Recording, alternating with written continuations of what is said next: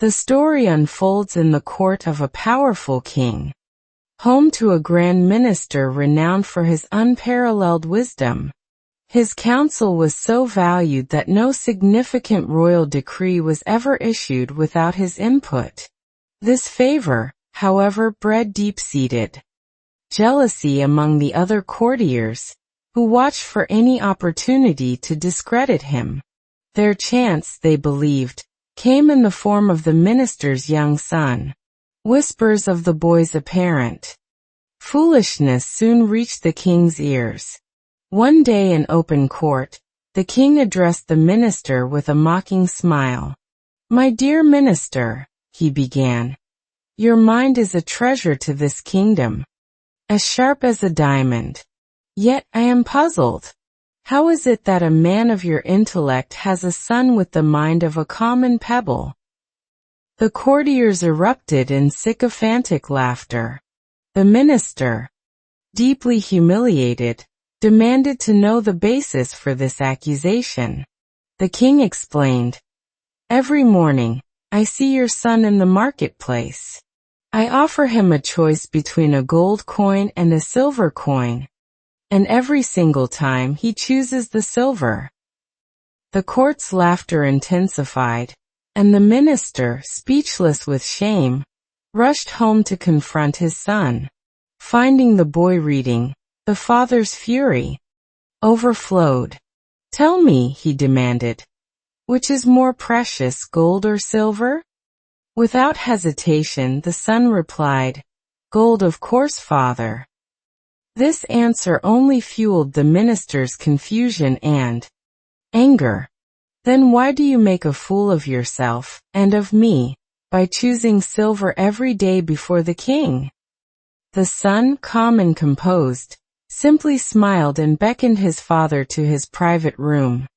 There, he opened a large wooden chest, revealing a sight that stunned the minister into silence.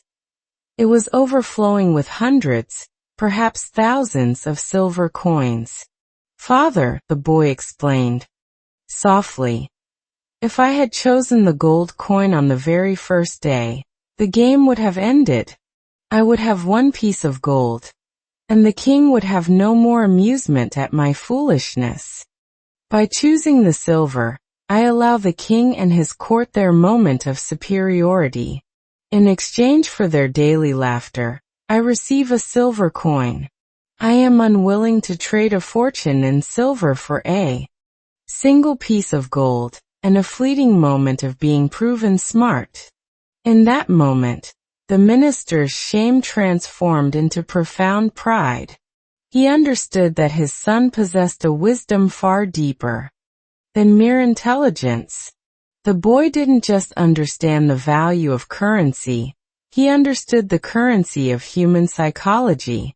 He recognized the king's need to feel superior and cleverly manipulated this ego to create a sustainable stream of income.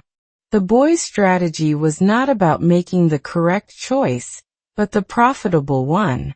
From that day on, whenever the minister heard someone mock his foolish son, he would simply smile, secure in the knowledge of the hidden genius they were too blind to see.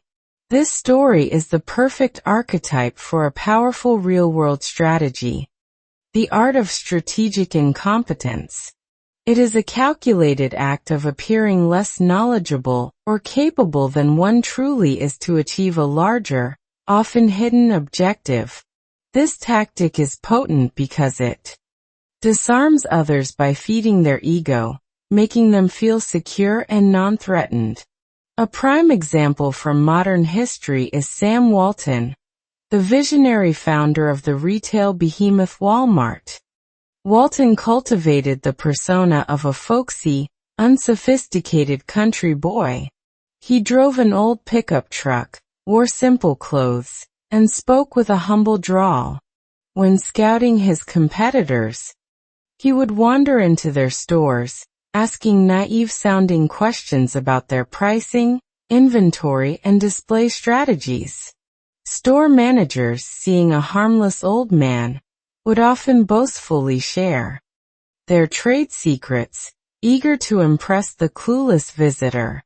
They were oblivious to the fact that Walton was a sponge, absorbing every piece of valuable information, sometimes even using a hidden tape recorder. He understood that being underestimated was his greatest competitive advantage. Like the boy in the parable, Walton knew that the prize wasn't winning a debate or appearing brilliant. The prize was building an empire. He was willing to sacrifice his ego to gain invaluable market intelligence. The lessons from both the ancient son and the modern billionaire are profoundly relevant. Today, true wisdom is not about flaunting what you know, but about discerning when to reveal it and when to conceal it. The world often mistakes noise for value and flamboyance for competence. Yet, those who achieve great things are often the quiet ones, the observers, the individuals too busy building to engage in performative intelligence. They understand that long-term success is a marathon, not a sprint, and sometimes the smartest move is to let others win the small battles, while you focus on winning the war. We must, therefore, challenge our own biases. How often do we dismiss someone as foolish simply because their methods are unconventional? How often do we insist on winning a trivial argument at the cost of a valuable relationship? In our quest to be right, we may be forfeiting the much greater reward of being wise. The most dangerous people are not those who loudly proclaim their intelligence, but those who, like the minister's son, are quietly collecting their silver coins while the world laughs, oblivious to the game being played.